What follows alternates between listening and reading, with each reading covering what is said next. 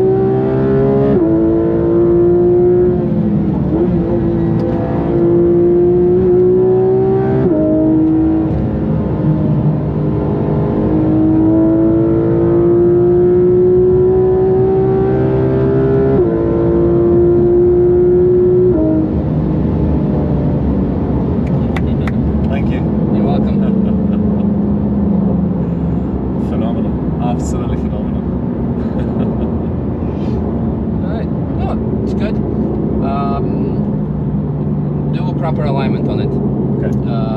The front is understeering, like especially in high-speed sections. Then you can feel when the car is like really neutral set, because then it's like the minimal input, and then it still scrubs to the outside. So usually the corners that I would take flat, I had to like lift and even brake a bit slightly, because I didn't feel confident enough. Yeah. And also with the understeering factor, when you also in the low-speed corners, when you like kind of load in the front and you want to turn in, you get the mechanical grip, but then it starts understeering when you go on the brake out of the exit. Instead of rotating the ass, it actually pushes the front, it washes out to the outside. So just get the alignment checked by one of the specialists, whether it's Mantai or in UK you have Suspension Secrets and some other guys. Okay.